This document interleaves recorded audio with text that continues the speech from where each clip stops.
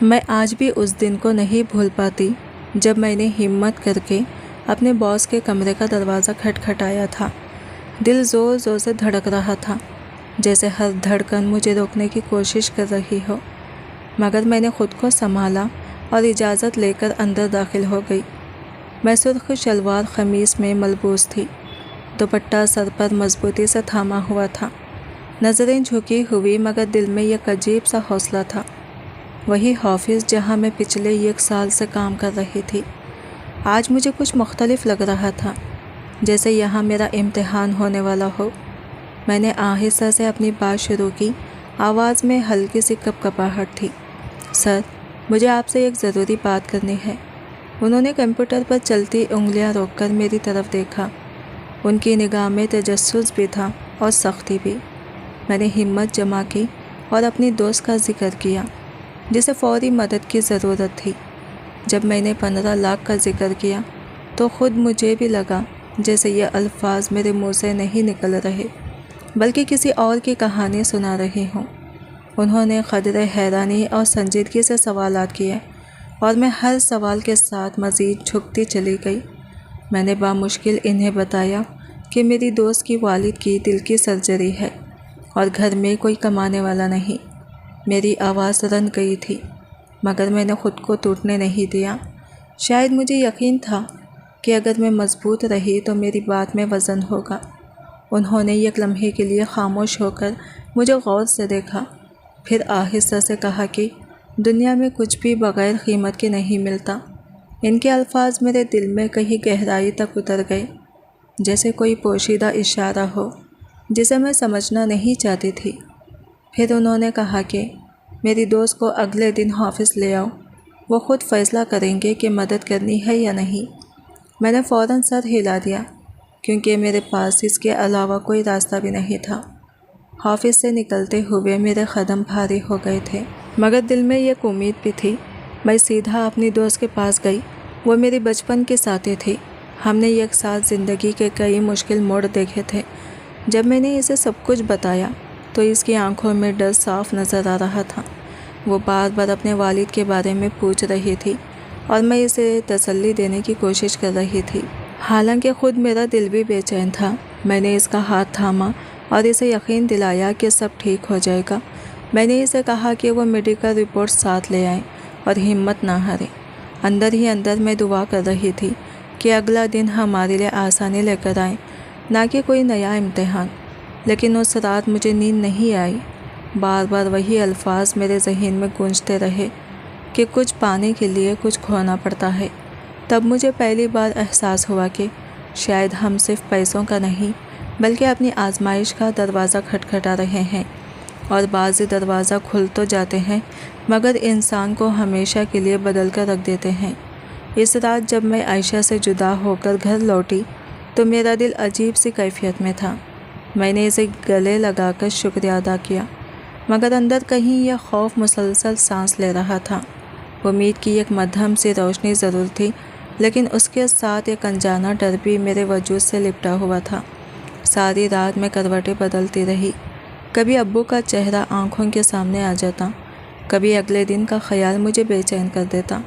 اگلی صبح میں نے خود کو حوصلہ دیا، فائل کو مضبوطی سے تھاما اور اس بلند و بالا عمارت کے سامنے جا کھڑی ہوئی جہاں میری امیدوں کا فیصلہ ہونا تھا۔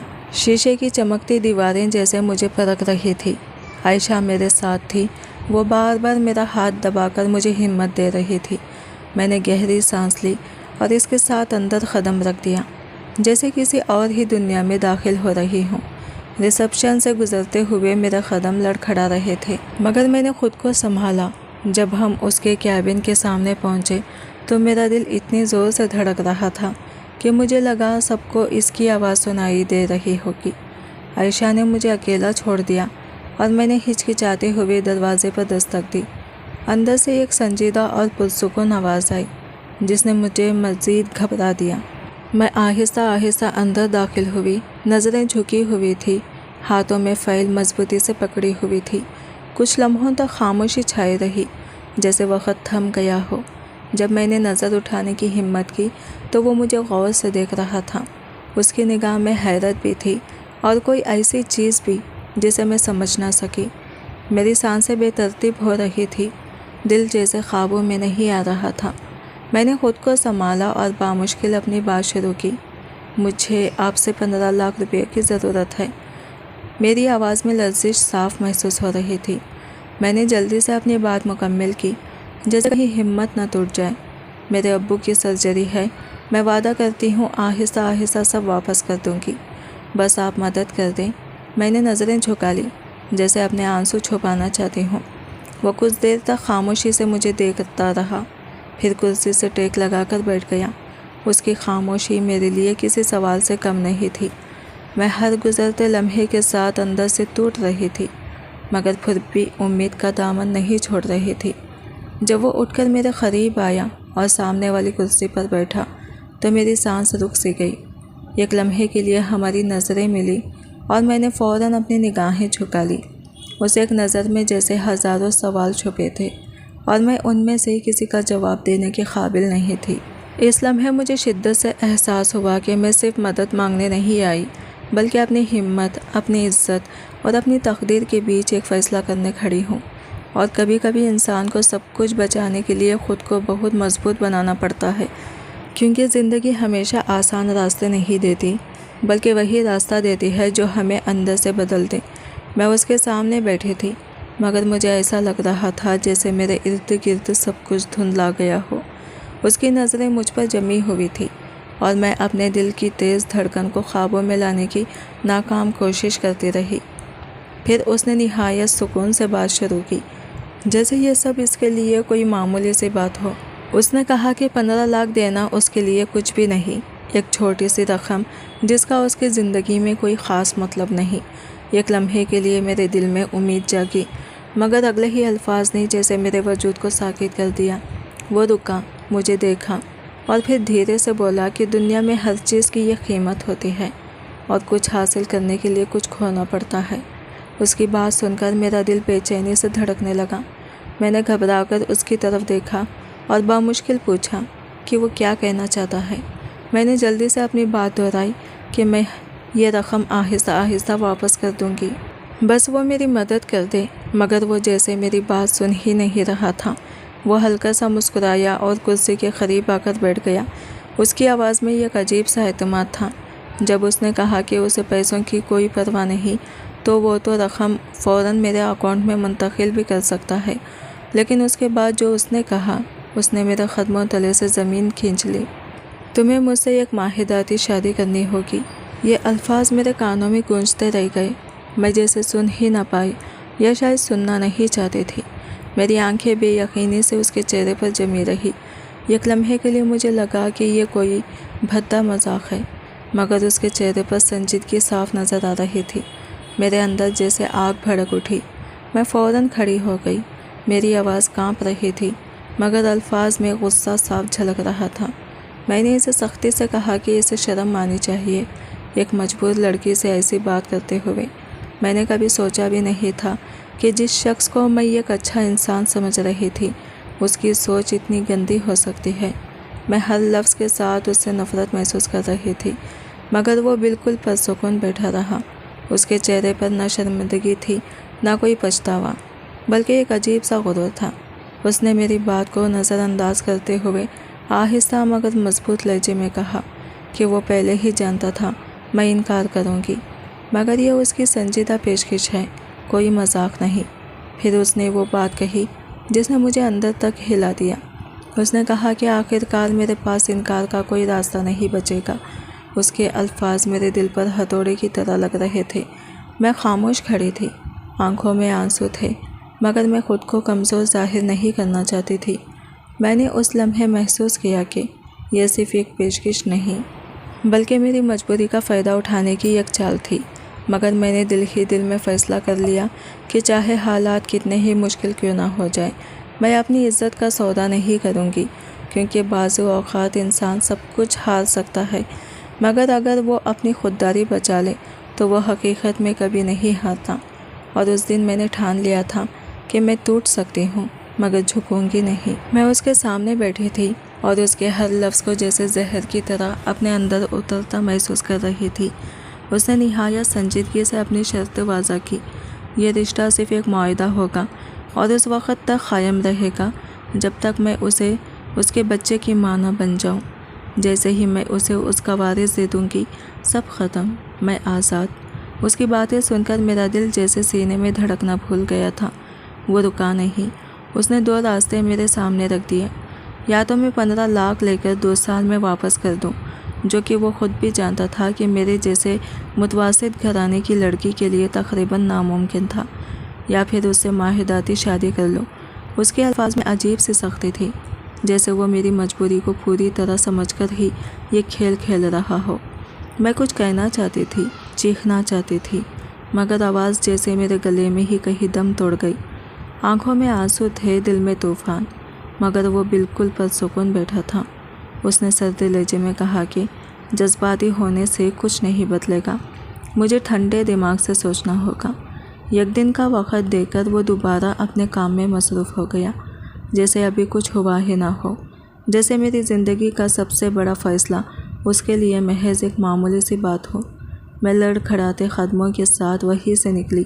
باہر کی دنیا ویسی ہی تھی، مگر میرے اندر سب کچھ بدل چکا تھا۔ گھر پہنچی تو کمرے کی خاموشی نے مجھے اپنی لپیٹ میں لے لیا۔ میں تکیے میں منہ چھپا کر پوری رات روتی رہی۔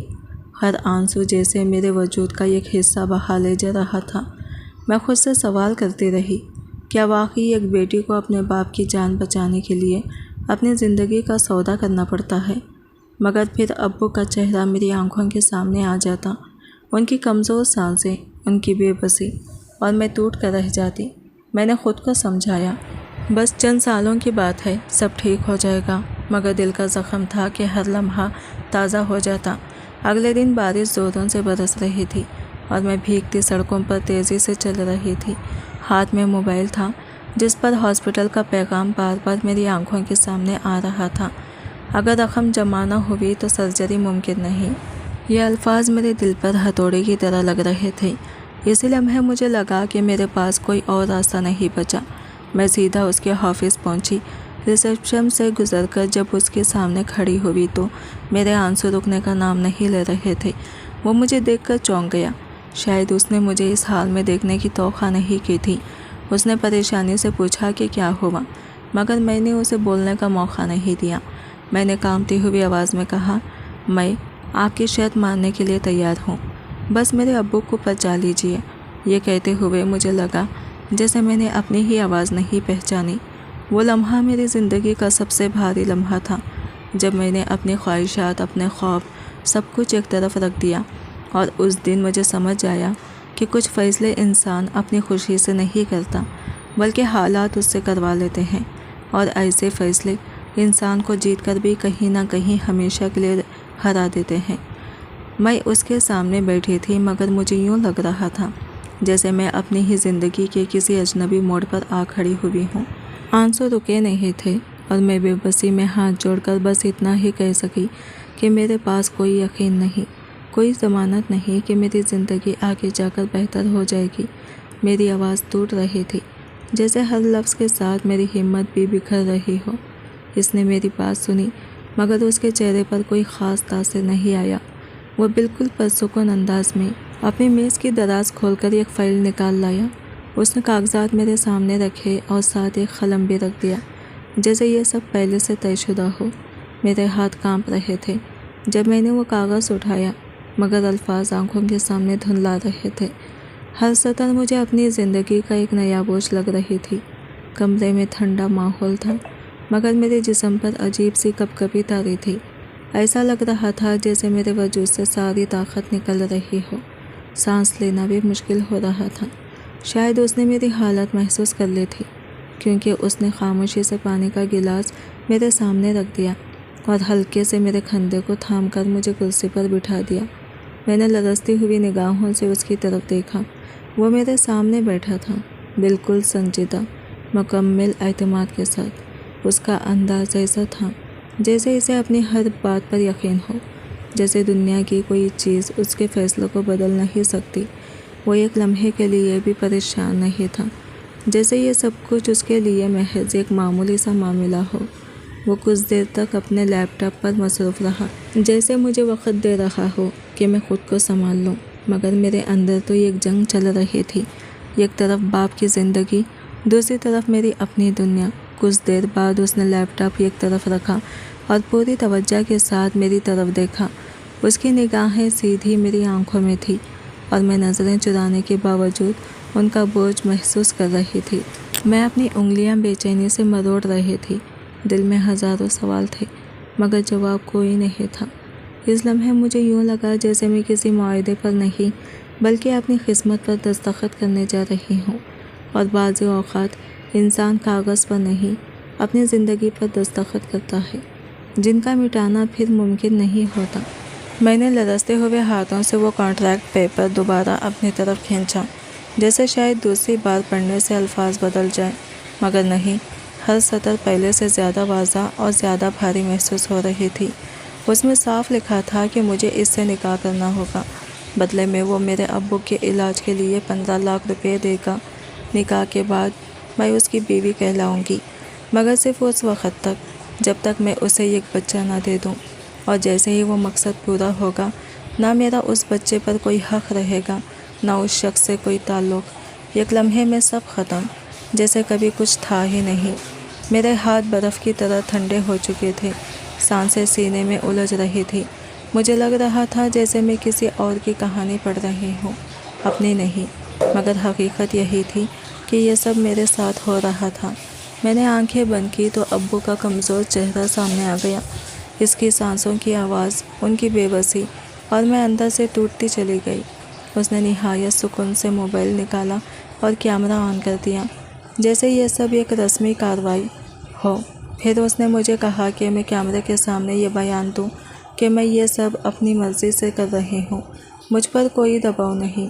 اس لمحے میرے دل میں ایک کرب سا اٹھا، کیونکہ سچ یہ تھا کہ میری مرضی کہیں پیچھے رہ گئی تھی اور مجبوری نے مجھے یہاں لا کھڑا کیا تھا۔ میں نے مشکل سے اپنے لب ہلائے اور وہی الفاظ دہرانے لگی جو اس کاغذ میں درج تھے۔ میری آواز بار بار لڑکھڑا رہی تھی، مگر وہ خاموشی سے مجھے دیکھ رہا تھا، جیسے اسے صرف الفاظ سے مطلب ہو، میرے احساسات سے نہیں۔ کمرے کی فضا مزید بھاری ہو گئی تھی، اور ہر گزرتا لمحہ میرے لیے کسی اذیت سے کم نہیں تھا۔ پھر اس نے قلم میری طرف بڑھا دیا، ایک سادہ سا قلم، مگر اس لمحے مجھے وہ کسی فیصلے کی مہر لگ رہی تھی۔ میں نے اسے تھامنے کی کوشش کی تو میرے ہاتھ کانپنے لگے۔ میں نے ایک بار پھر سوچا، کیا واقعی میں یہ سب کرنے جا رہی ہوں؟ کیا میں اپنی زندگی کا راستہ خود بدل رہی ہوں، یا حالات مجھے ڈھکیل رہے ہیں؟ اس ایک لمحے میں میری پوری زندگی میری آنکھوں کے سامنے گھوم گئی، بچپن کی معصومیت، خواب، خواہشیں، سب کچھ، اور پھر ابو کی حالت جو ہر سوچ پر بھاری پڑ گئی۔ میں نے گہری سانس لی، آنکھوں سے بہتے آنسو صاف کیے اور پھر دستخط کر دیے۔ جیسے ہی قلم کاغذ سے ہٹا، مجھے یوں محسوس ہوا جیسے میرے اندر کچھ ٹوٹ گیا ہو، کوئی ایسی چیز جو شاید کبھی دوبارہ جڑ نہ سکے۔ وہ کاغذ اس نے خاموشی سے اپنی طرف کھینچ لیا، جیسے ایک سودا مکمل ہو گیا ہو۔ میں کرسی پر بیٹھی رہی، ساکت، خالی نظروں سے سامنے دیکھتی ہوئی۔ مجھے سمجھ نہیں آ رہا تھا کہ میں نے اپنے ابو کی زندگی بچائی ہے یا اپنی زندگی ہار دی ہے۔ اس دن مجھے یہ احساس ہوا کہ کچھ فیصلے انسان اپنی خوشی سے نہیں کرتا، وہ مجبور ہو کر کرتا ہے، اور ایسے فیصلے بظاہر سب کچھ ٹھیک کر دیتے ہیں، مگر اندر ہی اندر انسان کو ہمیشہ کے لیے بدل دیتے ہیں۔ شاید میں نے اس دن اپنے ابو کو زندگی دے دی، مگر اپنی خوشیوں کو ہمیشہ کے لیے دفن کر دیا۔ اور بعض قربانیاں ایسی ہوتی ہیں جن کا بوجھ انسان ساری عمر اٹھاتا ہے، خاموشی سے، بغیر کسی شکایت کے۔ میں اس رات جب گھر واپس آئی تو ایسا لگ رہا تھا جیسے میرے قدم میرے اپنے نہ ہوں، ہر قدم کے ساتھ دل پر بوجھ بڑھتا جا رہا تھا۔ شہر کی تنگ اور اندھیری گلیوں سے گزرتے ہوئے میں نے خود کو بار بار سنبھالنے کی کوشش کی، مگر اندر سے میں مکمل طور پر ٹوٹ چکی تھی۔ جب اپنے چھوٹے سے 4 منزلہ گھر کے سامنے رکی تو غربت کی حقیقت نے ایک بار پھر مجھے جھنجھوڑ دیا۔ اگر حالات ایسے نہ ہوتے تو شاید میں کبھی اپنی زندگی کا ایسا فیصلہ نہ کرتی۔ میں نے دروازہ کھٹکھٹایا تو اماں فوراً باہر آ گئی۔ ان کی آنکھوں میں امید تھی، ایسی امید جو صرف ایک ماں کی آنکھوں میں ہوتی ہے۔ میں اندر آئی، خاموشی سے اپنا دوپٹہ اتار کر ایک طرف رکھا اور پانی کا گلاس ایک ہی سانس میں پی لیا۔ اماں کی نظریں مسلسل مجھ پر تھی، جیسے وہ میرے چہرے سے سب کچھ پڑھ لینا چاہتی ہو۔ میں نے بامشکل اپنے لب ہلائے۔ اماں، کام ہو گیا، کل بابا کی سرجری ہو جائے گی۔ یہ کہتے ہوئے میری آواز میں عجیب سی تھکن تھی۔ میں نے انہیں بتایا کہ پیسے کا انتظام ہو گیا ہے، مگر سچ ادھورا چھوڑ دیا۔ مگر ماں سے کیا چھپتا ہے؟ انہوں نے فوراً میری آنکھوں میں جھانکا اور دھیرے سے پوچھا، لیکن کیسے؟ بس پھر میں ٹوٹ گئی۔ میں نے سب کچھ بتا دیا، ہر شرط، ہر بات، ہر وہ لفظ جو میرے دل پر خنجر کی طرح لگا تھا۔ اماں کچھ دیر کے لیے بالکل خاموش ہو گئی۔ ان کے چہرے پر درد صاف نظر آ رہا تھا، جیسے وہ میری تکلیف کو اپنے اندر محسوس کر رہی ہو۔ پھر اچانک انہوں نے مجھے گلے لگا لیا اور ہم دونوں پھوٹ پھوٹ کر رونے لگے۔ وہ میرے سر پر بوسے دے رہی تھی اور میں ان کے سینے سے لگ کر اپنے سارے دکھ بہا دینا چاہتی تھی۔ اس رات نیند ہم دونوں کی آنکھوں سے کونسوں دور تھی۔ مگر میری کہانی یہاں ختم نہیں ہوتی۔ مجھے بعد میں پتہ چلا کہ یہ سب صرف ایک معاہدہ نہیں تھا، بلکہ یہ ایک پہلے سے سوچی سمجھی منصوبہ بندی تھی۔ ریحام، وہ لڑکی جس کا نام میں نے پہلے کبھی نہیں سنا تھا، دراصل اس کہانی کا سب سے اہم کردار تھی۔ یہ خوفناک حادثے نے اس کی زندگی بدل دی تھی۔ وہ زندہ تو بچ گئی تھی، مگر اس کی ماں بننے کی صلاحیت تقریباً ختم ہو چکی تھی۔ باہر سے وہ بالکل نارمل لگتی تھی، مگر اندر سے ایک ادھوری خواہش اس کے وجود میں بسی ہوئی تھی۔ اور ماس، اس نے مجھے دیکھتے ہی شاید فیصلہ کر لیا تھا۔ وہ کسی جذباتی کہانی کا ہیرو نہیں تھا، بلکہ یہ ایک ایسا شخص تھا جو اپنے مقصد کے لیے ہر چیز کو ایک معاہدہ سمجھتا تھا۔ اس کے خاندان، خاص طور پر اس کے بزرگ، چاہتے تھے کہ وہ ایک وارث حاصل کریں اور پھر اپنی مرضی کی لڑکی یعنی ریحام سے شادی کریں۔ میں صرف ایک وسیلہ تھی۔ جب مجھے یہ حقیقت پتہ چلی تو میرے اندر کچھ مزید ٹوٹ گیا، مگر اب واپس جانے کا کوئی راستہ نہیں تھا۔ میں اس رات بستر پر لیٹی، چھت کو گھورتی رہی اور سوچتی رہی کہ میں نے کیا کھو دیا اور کیا پایا۔ شاید میں نے اپنے باپ کی زندگی خرید لی تھی، مگر اپنی زندگی کسی اور کے نام لکھ دی تھی۔ اور بعض کہانیاں ایسی ہوتی ہیں جہاں انسان خود اپنی کہانی کا ہیرو نہیں رہتا، بلکہ کسی اور کے فیصلوں کا کردار بن جاتا ہے۔ میں اس دن کچھ بھی کسی کو بتا نہیں سکی، نہ اماں کو نہ عائشہ کو۔ میں خود بھی سمجھ نہیں پا رہی تھی کہ میرے اندر یہ بے چینی کس چیز کی تھی۔ ڈر تھا، شرم تھی، یا وہ فیصلہ جو میں کر چکی تھی۔ میں نے اماں کو سختی سے منع کر دیا تھا کہ عائشہ کو اس معاہدے کے بارے میں کچھ نہ بتایا جائے۔ کچھ سچ ایسے ہوتے ہیں جنہیں چھپانا ہی آسان لگتا ہے، چاہے وہ اندر سے انسان کو توڑتے رہیں۔ شام کے قریب 4 بجے دروازے کے باہر ایک بڑی سی گاڑی آ کر رکی۔ محلے والے حیرت سے دیکھنے لگے۔ ایسی گاڑی انہوں نے شاید پہلی بار ہماری گلی میں دیکھی تھی۔ نظریں مجھ پر تھی، سوال ان کی آنکھوں میں تھے، مگر اماں نے بڑی سمجھداری سے سب کو یہی کہا کہ مجھے ایک اچھی نوکری مل گئی ہے اور میں دوسرے شہر جا رہی ہوں۔ لوگوں نے سر ہلا کر بات مان لی، مگر مجھے لگا جیسے میں جھوٹ کے سہارے اپنی سچائی کو دفن کر رہی ہوں۔ میں نے اپنی چھوٹے بہن بھائیوں کو گلے لگایا۔ ان کے چہروں کی معصومیت دیکھ کر میرا دل مزید بھاری ہو گیا۔ پھر اماں کے پاس آئی، انہوں نے میرے سر پر ہاتھ رکھا، ماتھے کو چوما اور دعائیں دینے لگی۔ اللہ تمہیں ہر خوشی دے میری بچی، تم نے ہمارے لیے جو کیا ہے اس کا اجر ضرور ملے گا۔ میں نے زبردستی مسکرا کر ان کی بات سنی، مگر اندر سے میں جانتی تھی کہ میں خوشیوں کی طرف نہیں، ایک انجانے اندھیرے کی طرف جا رہی ہوں۔ میں نے سامان اٹھایا اور گاڑی میں بیٹھ گئی۔ اس لمحے مجھے یوں لگا جیسے یہ رخصتی نہیں بلکہ کسی نامعلوم قید کی شروعات ہے۔ 3 گھنٹے کا سفر خاموشی میں گزرا۔ میں کھڑکی سے باہر دیکھتی رہی، مگر کچھ بھی صاف نظر نہیں آ رہا تھا۔ شاید آنکھوں میں آنسو تھے یا دل کی دھن تھی۔ جب گاڑی ایک بڑے سے فارم ہاؤس کے اندر جا کر رکی تو سورج ڈھل چکا تھا اور اندھیرا پھیلنے لگا تھا۔ مجھے ایک کمرے کی طرف لے جایا گیا۔ اندر داخل ہوئی تو 2 لڑکیاں موجود تھیں، میک اپ آرٹسٹ۔ انہوں نے مسکرا کر مجھے بتایا کہ مجھے نکاح کے لیے تیار کرنا ہے اور میرے پاس صرف 1.5 گھنٹہ ہے۔ میں خاموشی سے سر ہلا کر بات مان گئی، جیسے میرے پاس کوئی اور اختیار ہی نہ ہو۔ میں نہا کر باہر آئی تو بستر پر پھیلا ہوا سرخ لہنگا دیکھ کر ایک لمحے کے لیے رک گئی۔ وہ بے حد خوبصورت تھا۔ اتنا کہ شاید ہر لڑکی اپنے خوابوں میں ایسا ہی لباس سوچتی ہے، مگر آج وہی لباس مجھے بوجھ لگ رہا تھا، جیسے یہ خوبصورتی میرے اندر کے دکھ کو چھپا رہی ہو۔ میں نے وہ لہنگا پہنا اور پھر وہ دونوں لڑکیاں مجھے دلہن کی طرح سنوارنے لگی۔ ایک نے میک اپ کیا، دوسری نے میرے ہاتھوں اور پیروں پر مہندی لگائی۔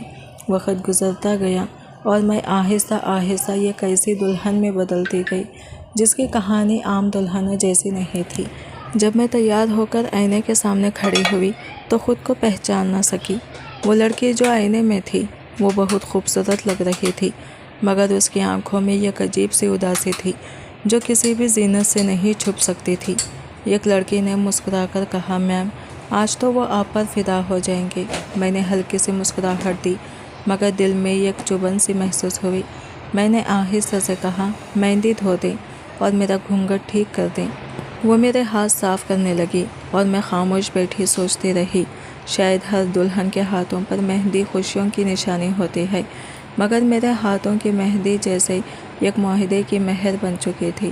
اور اس رات میں دلہن تو بنی مگر خوش نصیب نہیں۔ میں اس لمحے خود کو جیسے کسی خواب میں محسوس کر رہی تھی، ایک ایسا خواب جس میں سب کچھ ہو رہا تھا مگر میرا اپنا اختیار کہیں نہیں تھا۔ مجھے ماس کے ساتھ والی کرسی پر بٹھا دیا گیا اور نکاح کی رسم شروع ہو گئی۔ مولوی صاحب کی آواز مسلسل گونج رہی تھی۔ جب انہوں نے میرا نام لے کر پوچھا کہ کیا مجھے یہ نکاح قبول ہے تو میرا دل جیسے رک سا گیا، مگر میں نے کانپتی ہوئی آواز میں 3 بار قبول ہے کہہ دیا۔ ہر بار یوں لگا جیسے میں اپنے وجود کا ایک حصہ پیچھے چھوڑ رہی ہوں۔ پھر وہی سوال ماں سے کیا گیا اور اس نے بغیر کسی جھجک کے اطمینان سے قبول ہے کہہ دیا، جیسے یہ سب اس کے لیے صرف ایک رسمی عمل ہو۔ نکاح کے فوراً بعد ایک وکیل میرے سامنے آ کر بیٹھ گیا اور کاغذ پر دستخط کروانے لگا۔ میں جانتی تھی یہ سب کیا ہے۔ یہ وہی معاہدہ تھا جس پر میں پہلے ہی دل مار کر راضی ہو چکی تھی، اب صرف اسے قانونی شکل دی جا رہی تھی۔ میں نے بغیر کچھ کہے سب پیپرز پر دستخط کر دیے، جیسے میرے پاس اب انکار یا سوال کا کوئی حق ہی باقی نہ رہا ہو۔ کھانا لایا گیا مگر میں نے اپنا گھونگھٹ نہ اٹھایا، خاموشی سے اسی کے نیچے چند نوالے کھائے۔ نہ ذائقہ محسوس ہوا نہ بھوک، بس ایک رسم ادا کی۔ پھر مجھے ایک سجے ہوئے کمرے میں لے جایا گیا جہاں ہر طرف پھولوں کی خوشبو، مدھم روشنی اور موم بتیوں کی لو ایک خواب جیسا منظر بنا رہی تھی۔ میں بستر پر بیٹھی رہی، لہنگا میرے ارد گرد پھیلا ہوا تھا اور میں خاموشی سے اس کا انتظار کرنے لگی۔ کچھ دیر بعد دروازہ کھلا اور وہ اندر آیا۔ دروازہ بند کر کے بالکل معمول کے انداز میں اپنی کوٹ ایک طرف رکھ دی اور آہستہ آہستہ میرے قریب آ کر بیٹھ گیا۔ اس نے میرے ہاتھوں کی مہندی کو دیکھا، پھر نہایت سیدھے اور سرد لہجے میں بات شروع کی۔ اس نے پوچھا کہ کیا میں نے اپنے گھر والوں کو اس معاہدے کے بارے میں بتایا ہے، اور یہ بھی کہا کہ وہ نہیں چاہتا کہ بعد میں کوئی مسئلہ کھڑا ہو۔ اس نے بتایا کہ میرے ابو کی سرجری ہو چکی ہے اور وہ ٹھیک ہو جائیں گے، اور جب تک میں اس کے ساتھ ہوں وہ میرے گھر والوں کا خیال رکھے گا۔ پھر اس نے صاف لفظوں میں کہہ دیا کہ یہ شادی محبت نہیں ہے اور مجھے اس سے کسی جذباتی وابستگی کی امید نہیں رکھنی چاہیے۔ اس کے الفاظ میرے دل پر بوجھ بن کر اترتے جا رہے تھے، مگر میں نے خود کو سنبھالا۔ میری آنکھوں سے آنسو خاموشی سے بہنے لگے، مگر میں نے کوئی سوال نہیں کیا، کوئی احتجاج نہیں کیا۔ میں نے بس آہستہ سے کہا، جی میں سمجھ گئی۔ اور اس لمحے مجھے محسوس ہوا کہ میں نے صرف الفاظ نہیں کہے بلکہ اپنی ساری خواہشات، اپنے خواب اور اپنی آواز بھی کہیں دبا دی ہے۔ اس رات میں نے جان لیا کہ ہر نکاح خوشی کی شروعات نہیں ہوتا۔ کچھ رشتے صرف ایک معاہدہ ہوتے ہیں جنہیں نبھانے کے لیے انسان کو خود کو مٹانا پڑتا ہے، اور میں بھی اسی راستے پر قدم رکھ چکی تھی جہاں واپسی ممکن نہیں تھی۔ مگر پھر بھی دل کے کسی کونے میں ایک سوال باقی تھا کہ کیا واقعی یہی میری تقدیر ہے یا کہانی ابھی باقی ہے۔ میں اس رات خود کو سنبھالنے کی پوری کوشش کر رہی تھی، مگر اندر ایک عجیب سی گھبراہٹ تھی جو ختم ہونے کا نام نہیں لے رہی تھی۔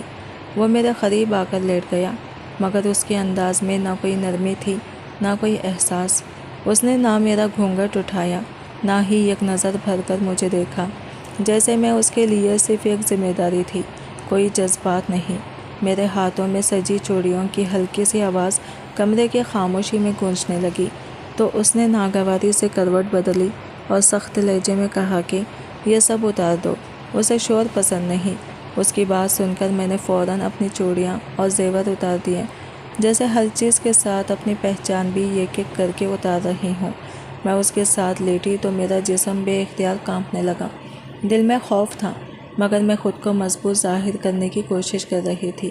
اس نے سرد آواز میں مزید ہدایت دی اور میں بس خاموشی سے انہیں مانتی رہی۔ جب میں نے ہچکچاتے ہوئے روشنی میں جانے کی بات کی تو اس نے روک دیا اور خود ہی سب سنبھالنے لگا۔ اس لمحے مجھے یوں لگا جیسے میں اپنی مرضی سے نہیں بلکہ حالات کے بھاؤ میں بہہ رہی ہوں۔ میں بالکل ساکت ہو گئی، جیسے ایک بے جان وجود جس میں احساس تو ہے مگر اظہار کی ہمت نہیں۔ میری آنکھوں سے آنسو خاموشی سے بہتے رہے، مگر میں نے آواز نہیں نکالی۔ میں نے اپنے ہونٹ کھینچ لیے، اپنی چیخوں کو اندر ہی دفن کر دیا۔ اس رات میں نے سیکھ لیا کہ بعض تکلیفیں ایسی ہوتی ہیں جنہیں انسان صرف برداشت کرتا ہے، بیان نہیں کر پاتا۔ اور اس لمحے مجھے شدت سے احساس ہوا کہ میں نے صرف ایک معاہدہ نہیں کیا تھا بلکہ اپنی ذات کا ایک حصہ ہمیشہ کے لیے کھو دیا تھا۔ میں اس رات کے بعد جیسے بدل سی گئی تھی۔ درد صرف جسم میں نہیں تھا بلکہ روح تک اتر گیا تھا۔ میں چاہتی تھی چیخوں، روؤں، خود کو ہلکا کروں، مگر مجھے یاد تھا کہ اسے شور پسند نہیں۔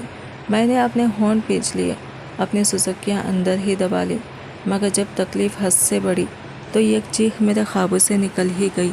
کمرے کی خاموشی اس آواز سے ٹوٹ گئی، مگر اس نے ایک لمحے کے لیے بھی یہ نہ سوچا کہ میں پہلی بار اس اذیت سے گزر رہی ہوں۔ اس کے لیے شاید یہ سب معمول تھا اور میں بس ایک کردار تھی، ایک ضرورت۔ میری آنکھوں سے آنسو بہتے رہے، مگر میں نے خود کو سنبھالنے کی کوشش جاری رکھی۔ میں نے محسوس کیا کہ اس لمحے میں نے اپنی کمزوری نہیں دکھانی، چاہے اندر سے میں کتنی ہی ٹوٹ کیوں نہ جاؤں۔ وہ اپنی دنیا میں مگن تھا اور میں اپنی تکلیف کے ساتھ اکیلی رہ گئی تھی۔ صبح جب آنکھ کھلی تو کمرے میں گہرا اندھیرا تھا۔ میں نے بامشکل خود کو اٹھایا، دیوار کا سہارا لیا اور واش روم کی طرف بڑھی۔ ہر قدم درد سے بھرا ہوا تھا، مگر میں خاموشی سے نہا کر واپس آئی۔ جب کمرے میں آئی تو وہ جا چکا تھا، جیسے کچھ ہوا ہی نہ ہو۔ یہ خالی پن سا کمرے میں پھیلا ہوا تھا اور میرے دل میں بھی۔ میں نے وضو کیا، نماز پڑھی اور قرآن کھول کر بیٹھ گئی۔ شاید سکون کی تلاش تھی یا اپنے ٹوٹے ہوئے دل کو سنبھالنے کی ایک کوشش۔ کچھ دیر بعد میں نے کمرے کی صفائی کی، خود کو مصروف رکھا، مگر تھکن اور درد نے آخر کار مجھے بستر پر گرا دیا۔ نیند تو آنی نہیں تھی، بس آنکھیں بند کر کے لیٹ گئی۔ دوسری طرف وہ اپنے گھر لوٹ چکا تھا۔ جب وہ حویلی میں داخل ہوا اور سیڑھیاں چڑھنے لگا تو سامنے ریحام بیٹھی تھی۔ اس کے چہرے پر وہی لڑکی نہیں تھی جو ہمیشہ خود کو سنوار کر رکھتی تھی، بلکہ ایک ٹوٹی ہوئی، بکھری ہوئی سی لڑکی تھی جس کی آنکھوں میں جاگتی راتوں کے نشان تھے۔ وہ اس سے نظریں چرا کر آگے بڑھنا چاہتا تھا، مگر ریحام کی لرزتی ہوئی آواز نے اسے روک لیا۔ اس نے غصے اور بے بسی میں کہا کہ اب وہ اس لڑکی کے قریب نہ جائیں کیونکہ اس پر صرف اس کا حق ہے۔ اس کے الفاظ میں درد بھی تھا اور خوف بھی، کھونے کا خوف۔ وہ رک گیا، مگر اس کے الفاظ بھی کم سخت نہ تھے۔ اس نے کہا کہ وہ یہ سب مجبوری میں کر رہا ہے، اپنے خاندان کے لیے، اپنے مستقبل کے لیے۔ اس نے صاف کہا کہ وہ اس سے محبت نہیں کرتا، مگر پھر بھی یہ سب اسی کے لیے کر رہا ہے۔ ریحام کی آنکھوں سے آنسو بہہ نکلے۔ اس نے لرزتی آواز میں پوچھا کہ کیا وہ جب وہ لڑکی ماں بن جائے گی تو وہ اسے چھوڑ کر اس سے شادی کر لے گا؟ اس کے سوال میں امید بھی تھی اور ٹوٹنے کا ڈر بھی، مگر وہ خاموش رہا۔ اس کی یہی خاموشی سب سے بڑا جواب تھی۔ وہ بغیر کچھ کہے آگے بڑھ گیا اور پیچھے ریحام کی آواز گونجتی رہ گئی۔ وہ جواب مانگتی رہی، مگر اسے کوئی جواب نہ ملا، اور اس لمحے مجھے لگا ہم تینوں اپنی اپنی جگہ قید ہیں۔ میں اپنے معاہدے میں، وہ اپنی مجبوری میں، اور ریحام اپنی محبت میں۔ اور کچھ کہانیاں ایسی ہوتی ہیں جہاں کوئی بھی مکمل طور پر جیتتا نہیں، بس تھوڑا تھوڑا ہار جاتے ہیں۔ میں نے خود کو اس ایک ہفتے میں جیسے سنبھال لیا تھا، یا شاید میں نے بس اپنے درد کو چھپا لینا سیکھ لیا تھا۔ وہ آیا بھی تو بس تھکا ہوا سا، جیسے مجھ سے نہیں بلکہ اپنے آپ سے بھاگ کر آیا ہو۔ میں نے اس کے قدموں کی آہٹ تک پہچان لی تھی، حالانکہ کمرے میں اندھیرا تھا۔ عجیب سا تعلق بن گیا تھا، جہاں الفاظ کم اور احساس زیادہ بولتے تھے۔ دوسری طرف وہ خود بھی سکون میں نہیں تھا۔ اس کے اندر ایک جنگ چل رہی تھی، پچھتاوے اور ضد کی۔ اس رات کی یادیں اس کا پیچھا نہیں چھوڑ رہی تھی۔ وہ جانتا تھا کہ اس نے میرے ساتھ نرمی نہیں کی بلکہ میری کمزوری کا فائدہ اٹھایا، مگر وہ ماننا نہیں چاہتا تھا، شاید اپنے آپ کے سامنے بھی نہیں۔ حویلی میں سب کچھ معمول کے مطابق تھا، مگر اس کے اندر بے چینی بڑھتی جا رہی تھی۔ وہ بار بار میرے بارے میں پوچھتا، مگر میرے سامنے آنے کی ہمت نہیں کرتا، جیسے مجھ سے نظریں ملانے سے ڈرتا ہو۔ ایک طرف اسے میری غربت یاد آتی اور دوسری طرف وہ خود کو روکنے کی کوشش کرتا رہا۔ پھر اس رات جب سب سو چکے تھے، وہ آخر کار اپنے دل کے ہاتھوں مجبور ہو کر میرے پاس آ ہی گیا۔ دروازہ بند ہونے کی آواز پر میرا دل تیزی سے دھڑکنے لگا، مگر میں نے خود کو سنبھالا۔ میں نے اس کی موجودگی کو پہچان لیا، شاید اس کی خوشبو سے یا شاید اسے احساس سے جو اب میرے دل میں بس چکا تھا۔ وہ میرے قریب آ کر بیٹھ گیا اور کچھ لمحوں تک خاموشی چھائی رہی۔ اس بار اس کے انداز میں پہلے جیسی سختی نہیں تھی، بلکہ ایک جھجک، ایک نرمی سے محسوس ہو رہی تھی، جیسے وہ کچھ کہنا چاہتا ہو مگر الفاظ نہیں مل رہے تھے۔ میں نے آہستہ سے اس کی طرف دیکھا اور پہلی بار مجھے لگا کہ شاید وہ بھی اتنا مضبوط نہیں جتنا دکھائی دیتا ہے۔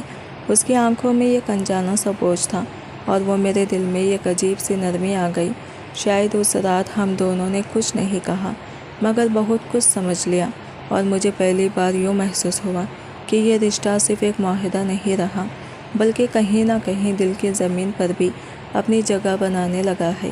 میں اس لمحے بھی خود کو سنبھالنے کی کوشش کر رہی تھی، مگر میری آواز کی کپکپاہٹ شاید اس سے چھپی نہ رہ سکی۔ وہ ایک لمحے کو رکا، پھر پہلے سے نرم لہجے میں بولا کہ میں بس اس کی کمر دبا دوں، جیسے وہ خود بھی کسی اندرونی تھکن سے گزر رہا ہو۔ میں نے ہلکے سے اس بات میں سر ہلا دیا اور جھجکتے ہوئے اس کے قریب ہو گئی۔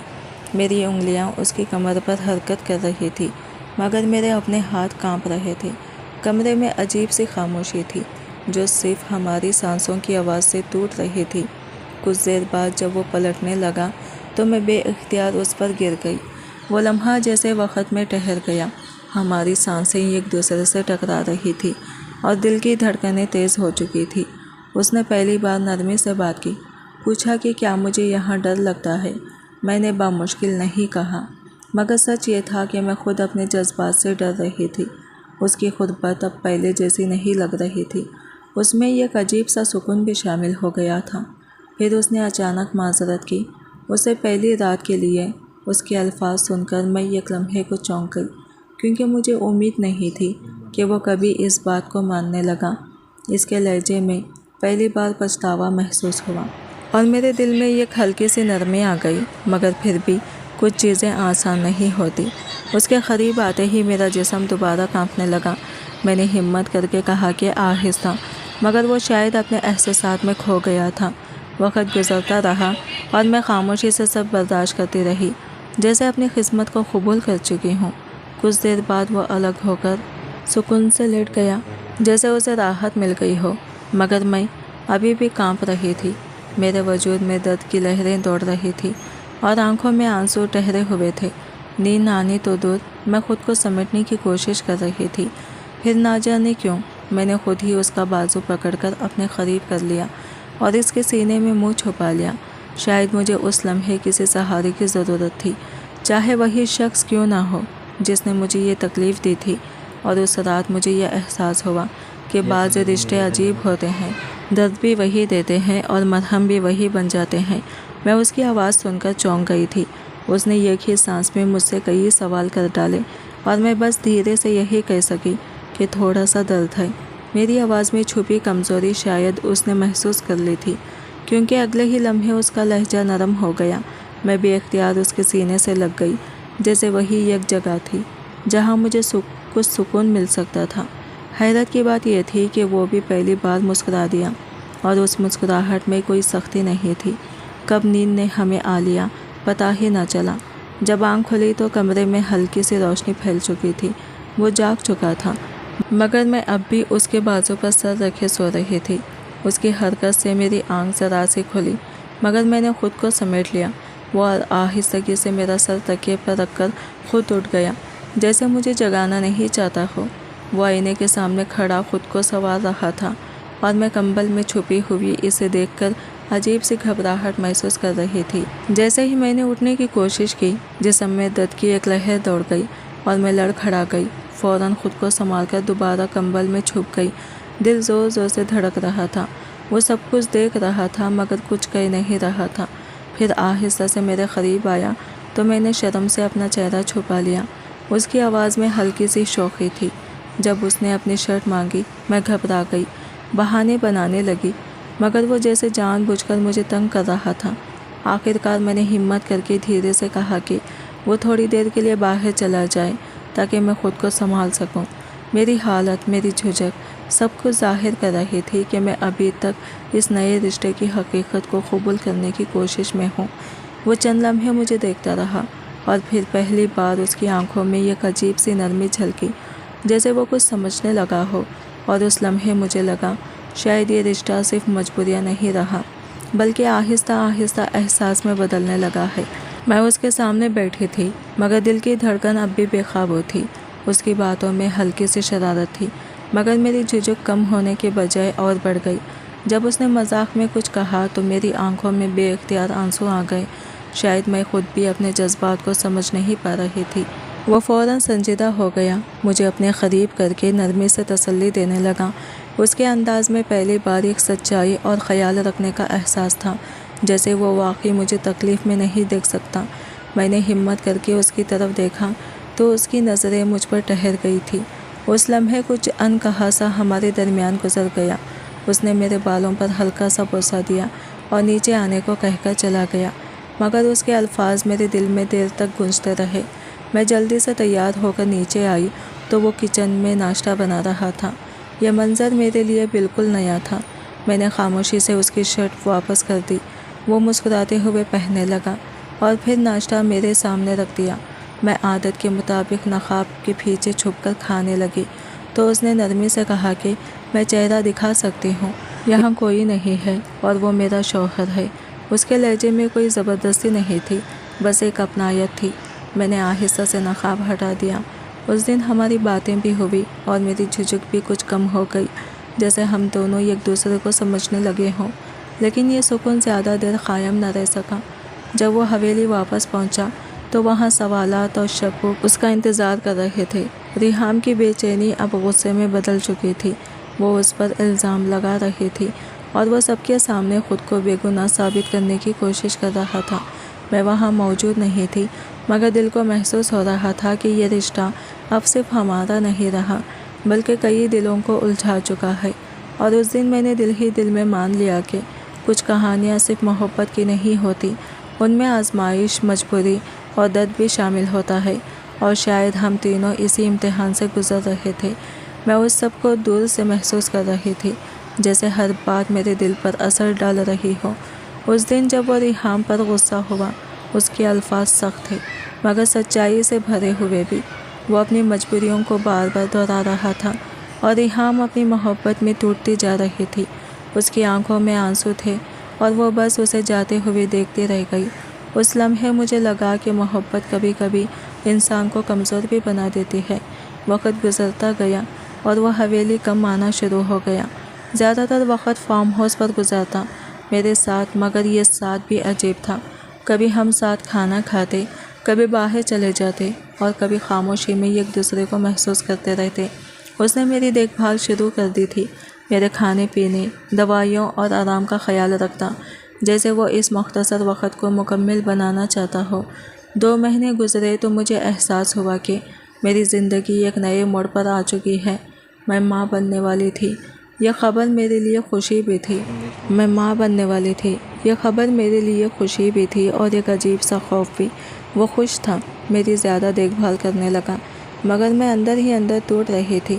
میں جانتی تھی کہ یہ سب بازی ہے، ایک معاہدہ جو کچھ مہینوں بعد ختم ہو جانا ہے۔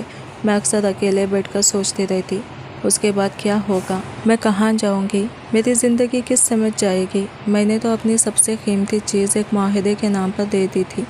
یہ چند مہینے ختم ہوں گے تو میرے پاس کیا بچے گا؟ یہی سوچ مجھے اندر سے کھوکھلا کرنے لگتی۔ میں نے خود سے یہ فیصلہ کر لیا تھا کہ اس سب کے بعد میں اپنی زندگی خود سنبھالوں گی۔ میں کسی اور رشتے میں نہیں جاؤں گی، نہ کسی کو دھوکہ دوں گی۔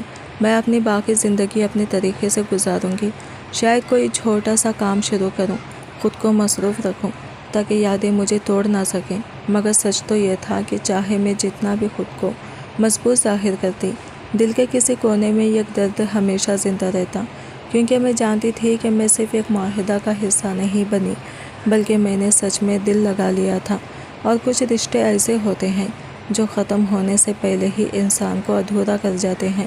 میں اکثر گھٹوں اسے چپ چاپ دیکھتی رہتی تھی، جیسے میرے پاس کرنے کو اور کچھ تھا ہی نہیں۔ اس کے چہرے کی ہر نقش کو اپنی آنکھوں میں بساتی، دل میں محفوظ کرتی، جیسے ڈر ہو کہ یہ منظر دوبارہ نصیب ہوگا بھی یا نہیں۔ کبھی کبھی انجانے میں میرے دل میں ایک نرم سی محبت جاگ اٹھتی، مگر اگلے ہی لمحے میں خود کو یاد دلا دیتی کہ یہ سب عارضی ہے، ایک معاہدہ جو ایک دن ختم ہو جائے گا۔ پھر میرا ہاتھ بے اختیار اپنے پیٹ پر چلا جاتا، جہاں ایک ننھی سی زندگی پل رہی تھی۔ اس کے خیال سے میرا دل بھر آتا اور میں گھنٹوں روتی رہتی۔ میں دھیرے سے سرگوشی کرتی، مجھے معاف کر دینا۔ میں مجبور تھی، کیونکہ میں جانتی تھی کہ وقت آنے پر مجھے اسے خود سے جدا کرنا ہوگا۔ انہی سوچوں، انہی خوفوں اور انہی ادھوری خوشیوں میں نہ جانے کب مہینے گزر گئے۔ وقت جیسے خاموشی سے ہاتھ سے پھسلتا گیا اور مجھے احساس بھی نہ ہوا کہ میں ایک ایسی منزل کے قریب آ چکی ہوں جہاں سے واپسی ممکن نہیں ہوگی۔ اور تب مجھے سمجھ آیا، کچھ فیصلے وقتی ہوتے ہیں، مگر ان کے اثرات پوری زندگی ساتھ رہتے ہیں۔ درد کی شدت سے کانپتی ہوئی وہ پسینے میں بھیگی پڑتی تھی، جبکہ ماذ ہر لمحہ اس کے ساتھ کھڑا اسے حوصلہ دیتا رہا۔ کئی گھنٹوں کی اذیت کے بعد آخرکار اس نے ایک صحت مند بیٹے کو جنم دیا۔ جب ماذ نے اس ننھی سی جان کو اپنی باہوں میں لیا تو اس کی آنکھیں خوشی اور درد دونوں سے بھر گئی۔ وہ لمحہ اس کی زندگی کا سب سے قیمتی لمحہ تھا، مگر اسی لمحے یہ خوفناک حقیقت بھی اس کے دل پر دستک دے رہی تھی، اب اسے ہمیشہ کے لیے رضا سے جدا ہونا ہوگا۔ اس خیال نے اس کے دل کو جکڑ لیا، مٹھیاں بھیج گئی اور آنکھوں میں ایک عجیب سی بے بسی اتر آئی۔ جلدی ہی خبر پورے خاندان تک پہنچ گئی اور سب ہاسپٹل آ گئے۔ ہال میں گونجتی آوازیں اور سنجیدہ چہرے رضا کے دل کو دہلا رہے تھے۔ وہ کمزور سی بستر پر لیٹی ماذ کو دیکھ رہی تھی، جو خود بھی اندر سے ٹوٹ رہا تھا، مگر اپنے جذبات چھپانے کی کوشش کر رہا تھا۔ مراد صاحب آگے بڑھے اور بچے کو اٹھا لیا، سخت لہجے میں بولے، اسے حویلی لے جایا جائے گا۔ تم نے معاہدے پر دستخط کیے تھے، اب اپنا وعدہ پورا کرو۔ یہ الفاظ سن کر رضا کا دل جیسے ٹوٹ گیا۔ اس کی آنکھوں سے آنسو بہنے لگے، لب کانپنے لگے۔ وہ ہاتھ جوڑ کر التجا کرنے لگی، خدا کے لیے میرا بچہ مجھے دے دے، میں اس کے بغیر نہیں رہ سکتی۔ وہ بہت چھوٹا ہے، میں مر جاؤں گی اس کے بغیر۔ وہ لڑکی جو ہمیشہ پردے میں رہتی تھی، آج کھلے بالوں اور بکھری حالت میں سب کے سامنے اپنے بچے کی بھیک مانگ رہی تھی۔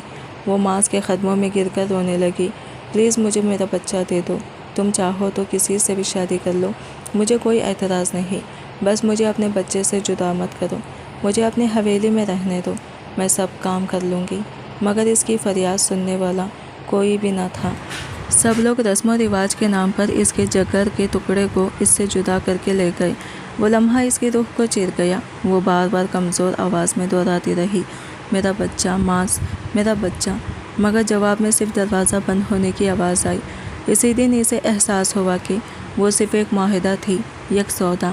ماں بننے کے باوجود اپنے ہی بچے پر اس کا کوئی حق نہیں تھا۔ اس کی چیخیں ہاسپٹل کے دیواروں میں قید ہو کر رہ گئی اور کوئی اس کے درد کو سمجھنے والا نہ تھا۔ بعد میں ماذ اسے فارم ہاؤس لے آیا تاکہ وہ خود کو سنبھال سکے۔ وہ خاموشی سے اس کے پاس بیٹھا بولا، رضا تھوڑا صبر کرو، سب ٹھیک ہو جائے گا، میں کوشش کروں گا، گھر والوں سے بات کروں گا، تم فکر نہ کرو۔ مگر اس کے الفاظ میں بھی وہ یقین نہ تھا جو رضا کے ٹوٹے دل کو جوڑ سکتا۔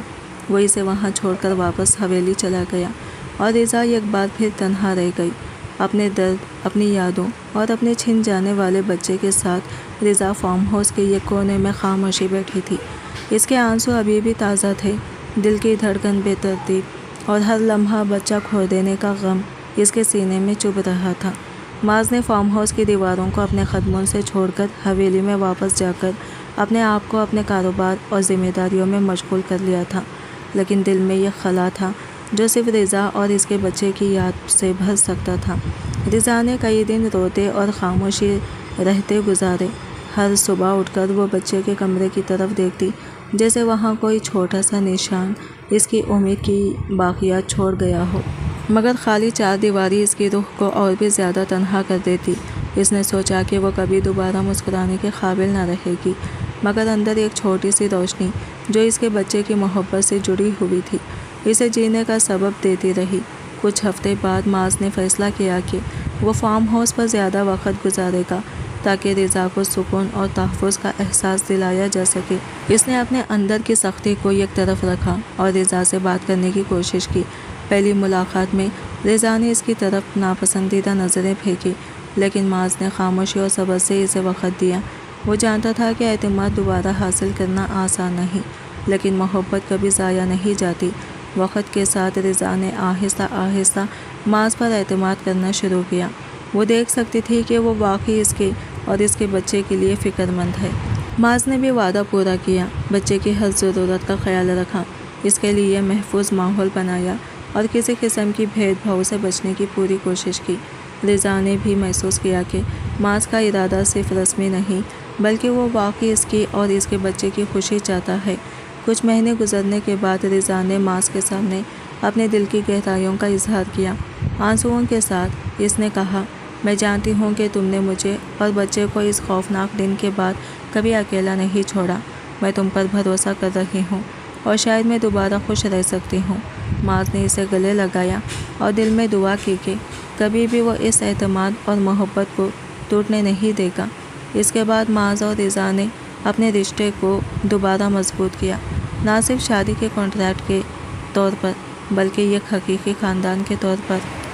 معاذ نے وعدہ کیا کہ وہ اپنی زندگی کے ہر لمحے میں رضا اور بچے کے ساتھ رہے گا، اور رضا نے بھی فیصلہ کیا کہ وہ ماضی کی تلخیوں کو پیچھے چھوڑ کر نئے آغاز کے لیے اپنے دل کو کھول دے گی۔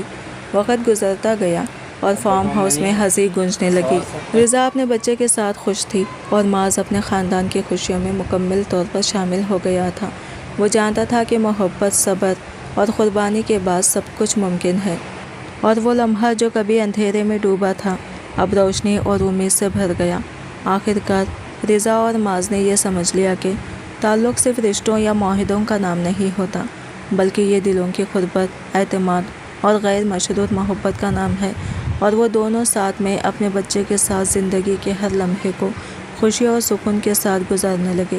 آج کی ویڈیو کہانی آپ کو کیسی لگی کمنٹ کر کے ضرور بتائے گا، اور ویڈیو اچھی لگی ہے تو لائک شیئر ضرور کیجیے گا اور ہمارے چینل کو سبسکرائب کریں فرینڈس۔